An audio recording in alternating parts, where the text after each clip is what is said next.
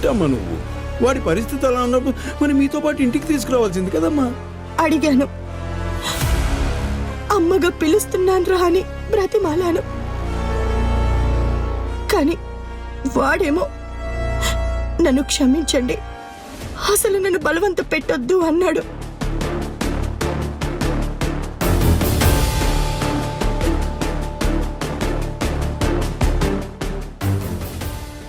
దెబ్బలు తిన్నా కూడా ఆదిత్య అన్నయ్యకి పట్టుదల తగ్గలేదన్నమాట. అది పట్టుదల కాదమ్మా, ఆత్మాభిమానం. పొమ్మన్న చోటికి రమ్మన్నంత మాత్రాన తను ఎలా వస్తాడు? ఏంటో ఆదిత్య పరిస్థితిని తలుచుకుంటేనే నాకు చాలా జాలేస్తుంది. ఆ రోజు నేను వెళ్ళి పిలిచినా కూడా రాలేదు. ఇప్పుడు అత్తయ్య గారు రమ్మన్నా రాలేదు.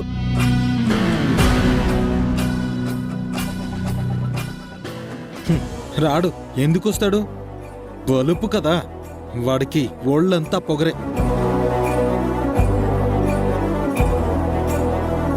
అరే, ఆవేశాన్ని తగ్గించుకోరా అంటే వినలేదు. ఊళ్ళో ఎవరితోనో గొడవ పడుంటాడు. వాళ్ళు కక్షగట్టి దొంగ దెబ్బ తీశారు. లేదు బాలు, జరిగిన దాంట్లో ఆదిత్య తప్పేమీ లేదు. అది మీకెలా తెలుసోదినా? అక్కడ ఏం జరిగిందో మీరేమైనా కళ్ళారా చూసారా? వాడు ఇంట్లో ఉన్నప్పుడే కాలేజీలో ఎవరితోనో గొడవపడి జైలుకెళ్ళొచ్చినవాడు. బయటికి వెళ్ళాక సక్రమంగా ఉన్నాడని గ్యారంటీ ఏంటి? వద్దు, వాడి గురించి ఇంకెవరు ఏం మాట్లాడొద్దు.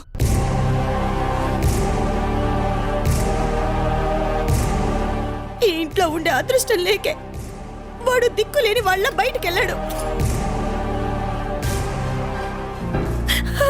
ఆ మెకానిక్ షెడ్ లో తలకి రక్తం కారుతూ స్పృహ లేని పరిస్థితుల్లో వాడిని చూస్తే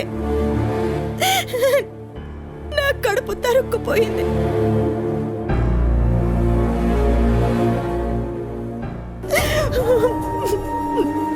పుట్టినరోజు నాడు వాడికి గొప్ప బహుమతి దొరికింది.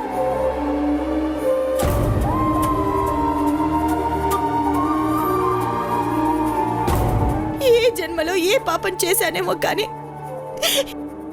ఏం చేతకాని తల్లిలా నేనిక్కడ ఈ ఇంటికి వారసుడైన వాడు ఒంటరిగా ఇంకెక్కడ ఉండాల్సిన పరిస్థితి వచ్చింది. భగవంతుడా, ఏంటి కర్మ? అత్తమ్మా,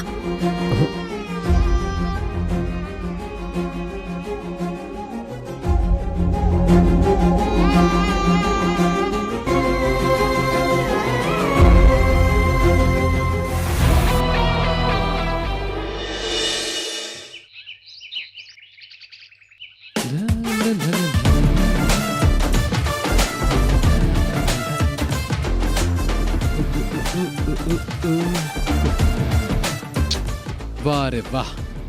ఒరే చందు, నిజంగా నువ్వు సూపర్ రా. ఆన్లైన్లో కొట్టేసిన కవితలు వినిపించి ఆ పిచ్చి అమూల్యని నీ వాళ్ళలో వేసుకున్నావు. ప్రేమ పూజారిలా నటిస్తూ రాత్రింబవళ్ళు తను నీ పేరే కలవరించేలా చేశావు. నీ మంచితనం ముందు వాళ్ళింట్లో వాళ్ళందరినీ కూడా ఫూల్స్ని చేశావు. నీకు అమూల్యకి పెళ్లి జరిపించేదాకా తీసుకొచ్చావు. ఇప్పుడు కాబోయే అల్లుడి హోదాలో ఆ ఇంట్లోకి అడుగు పెట్టబోతున్నావు.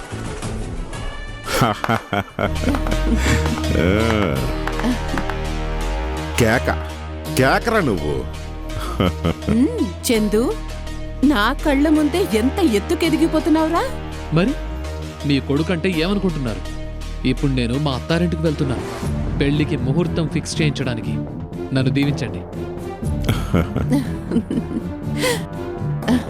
ఒరే చందు, నా వారసుడిగా నువ్వు ఇలాగే 3 కుట్రలు 6 కుతంత్రాలతో అనుకున్నది సాధించి మీసం మెలేయాలరా. అతి త్వరలో మన ఇంట్లో నీ పెళ్ళాం ఆర్తనాదాలు నా చెవులకి వింపుగా వినిపించేలా చెయ్యాలరా. అమ్మా, నాన్న, మీరనుకున్నదే కాదు, నేననుకుంది కూడా పూర్తి చేస్తా. కానీ ఆ ఆదిత్య గారితో ప్రాబ్లం ఉండదు కదా? రే, వాడి గురించి నువ్వు మర్చిపో.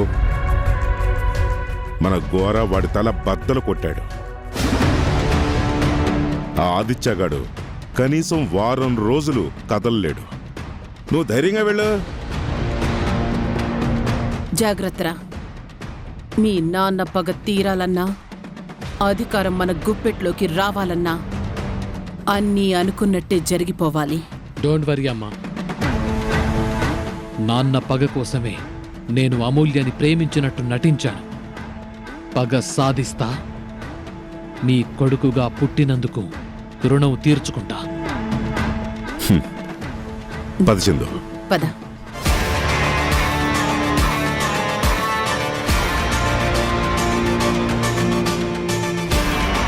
అమ్మా, నాన్న, వస్తాను. జాగ్రత్త. జాగ్రత్త.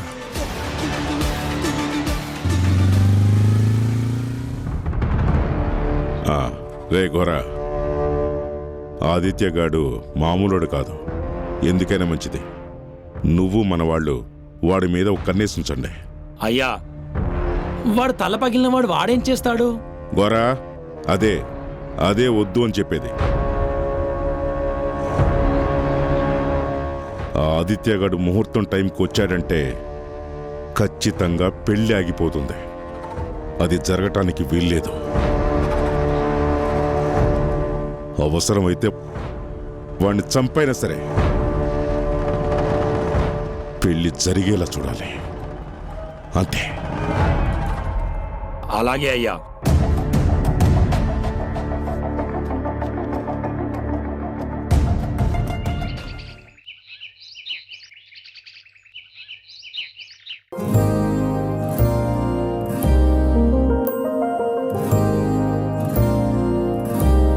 ఇదిగో అమ్మా పెళ్లి కూతురా. ముహూర్తం వెంటనే పెట్టించేలా ఉన్నారు. ఈ కాస్త టైంలోనే నువ్వు నీడ పట్టునే ఉండి కడుపు నిండా తిని కంటి నిండా నిద్రపోయావనుకో, పెళ్లి రోజునాడు కలకల్లాడుతూ కనిపిస్తావు. సరేనా? సరే వదినా. అబ్బో, సిగ్గుపడితే మా అమ్ములు బుగ్గలు అందంగా సొట్టపడుతున్నాయే.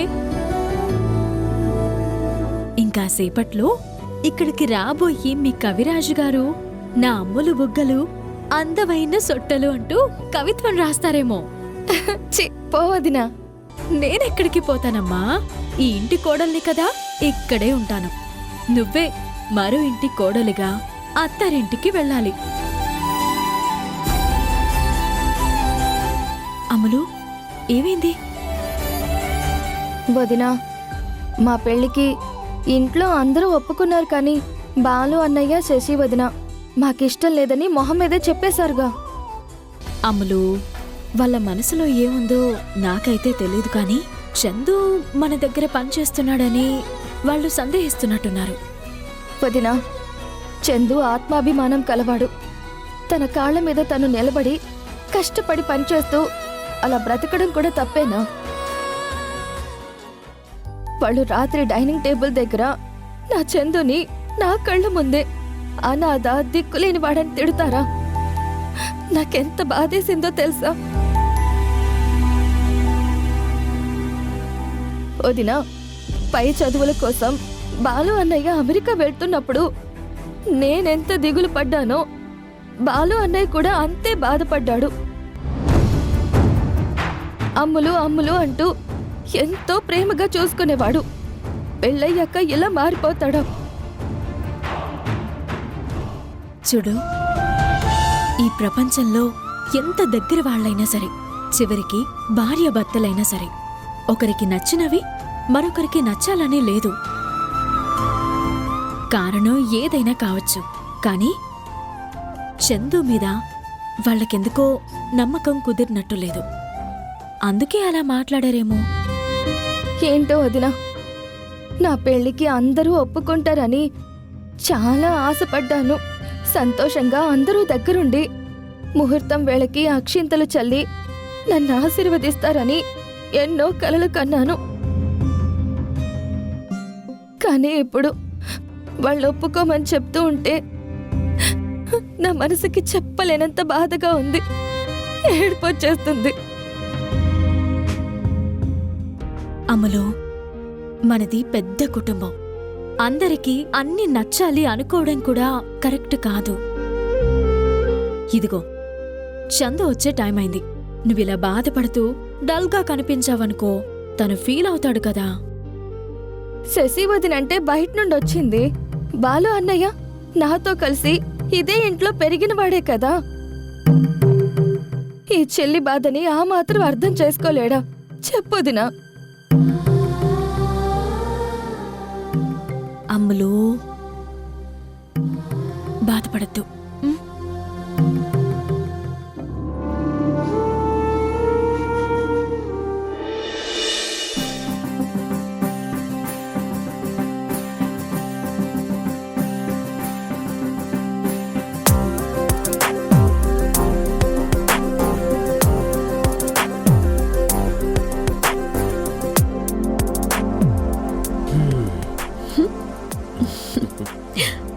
ఏంటి నా హబ్బీ ఇవాళ పొద్దున్నే మంచి మూడ్లో ఉన్నట్టున్నాడు. నీ అందాన్ని ఎన్నిసార్లు చూసినా తనివే తీరదు. అంత పిచ్చెక్కిస్తూ ఉంటావు. నీ లిప్స్టిక్ వేసిన పెదాల్ని చూస్తుంటే చూస్తుంటే నీకు కూడా లిప్స్టిక్ వేసుకోవాలనిపిస్తుందా? Shashi, I'm not joking. Really really you are charming today. Thank you. Shashi, నాకు నీకు నిన్నొకటి అడగాలనుంది. ఇదిగో ఆఫీస్కి రెడీ అవుతున్నానబ్బా. ఇప్పుడు నువ్వు పిచ్చి పిచ్చి వేషాలు వేయకు. బా, అందుకు కాదు. మరి ఇంకెందుకు? ఇవాళ ఆ అబ్బాయి చందు ఇంటికి వస్తున్నాడు. ఇంట్లో వాళ్ళందరూ చందు అమూల్యాల పెళ్లికి ముహూర్తాలు పెట్టించే ఆలోచనలో ఉన్నారు. ఉంటే ఉండని. మనకు ఆ పెళ్లి ఇష్టం లేదని ఆల్రెడీ చెప్పేశాం కదా. అది కాదు శశి, అమూల్య మనం కాదు అన్నందుకు చాలా ఫీల్ అవుతున్నట్టుంది. అందుకే మనం కూడా పెళ్లి ఒప్పేసుకుంటే బాగుంటుందేమో అని. బాలు, నేను పూటకొక మాట మార్చే రకాన్ని కాదు. ఆ సంగతి నీకు కూడా బాగా తెలుసు. మన దగ్గర పనిచేసే ఆ చందుగాడు ఈ ఇంటికి అల్లుడు కావడమా? అసలు నీకు మైండ్ ఉందా? అప్పని వాణ్ణి నీకు బామర్దిగా ఎలా యాక్సెప్ట్ చేస్తావు? చిచ్చి,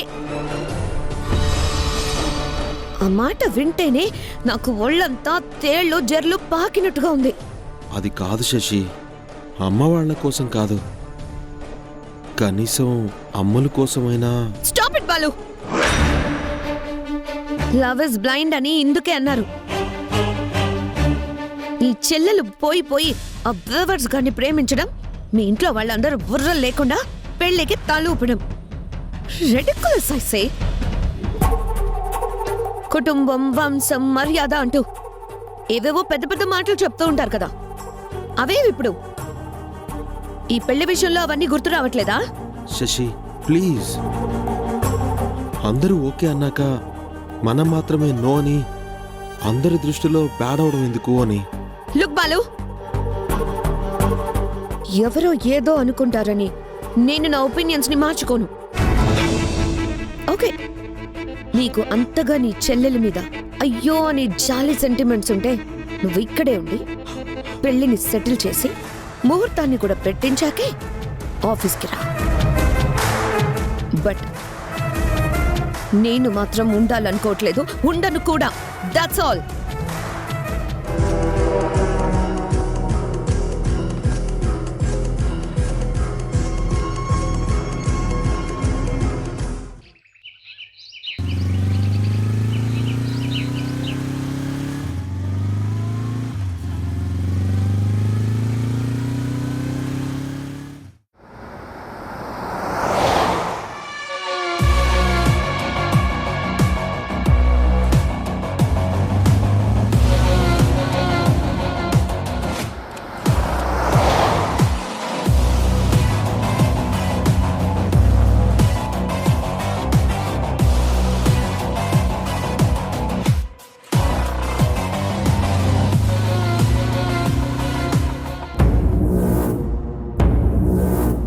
మన అమూల్య చందు పరస్పరం ఇష్టపడ్డారు కాబట్టి వాళ్ళకి పెళ్లి చేస్తే బాగుంటుంది అని మేము ఒక నిర్ణయానికి వచ్చాం.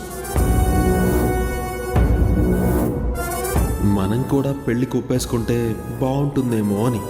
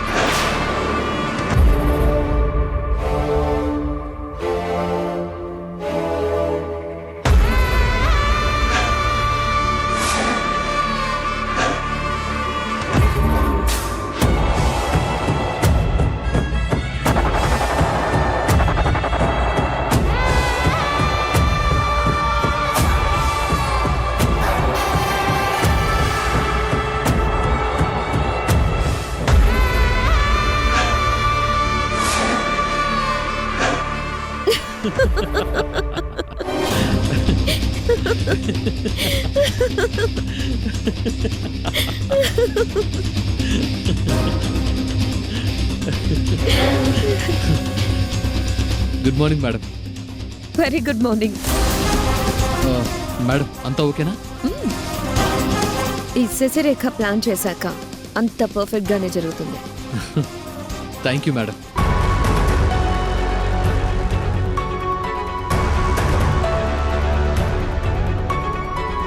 అత్తారింటికి అల్లుడి హోదాలో బానే రెడీ అయ్యా. మేడం అంతా మీ దయ, నా అదృష్టం. నీ అదృష్టమే, అమూల్య పాలిట దురదృష్టం. చెప్పింది గుర్తుందిగా? ఎస్ మేడం, అంతా మీ ప్లాన్ ప్రకారమే జరుగుతుంది. Good, and wish you all the best. Thank you madam.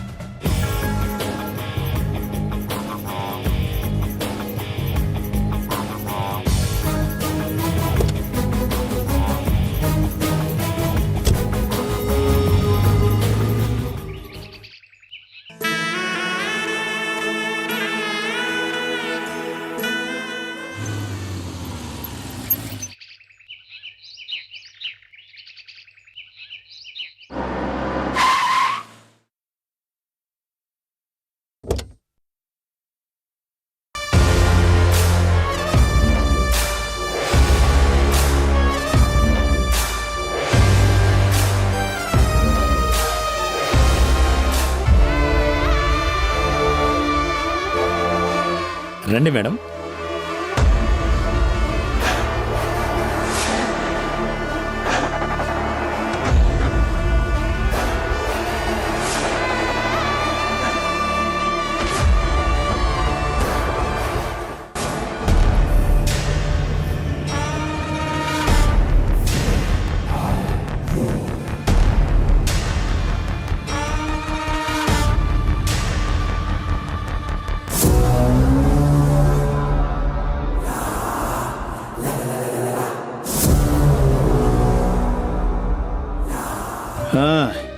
రా బాబురా. నమస్తే సార్. నమస్కారం. నమస్తే సార్. కూర్చో బాబు. ఇలా వెళ్ళి కూర్చో. అమ్మ సీత, వెళ్ళి అమ్ముల్ని తీసుకురా. అలాగే తాతయ్య. అమలు కూర్చో.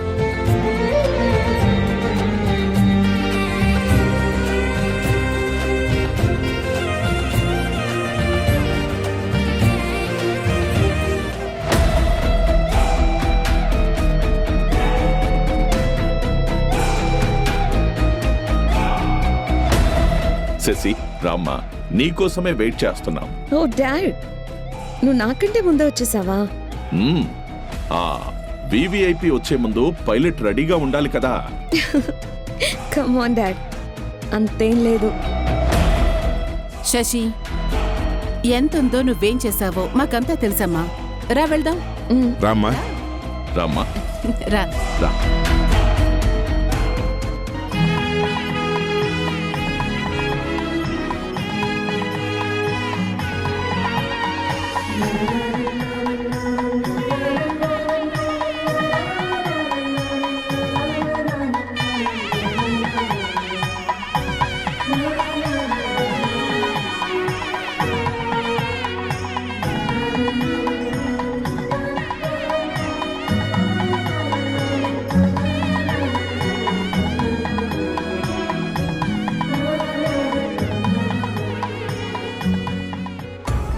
కూర్చోండి.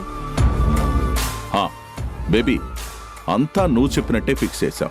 Very good dad. గోరా, నువ్వు వెళ్ళి జ్యూస్ తీసుకొని రా. అలాగేనమ్మా.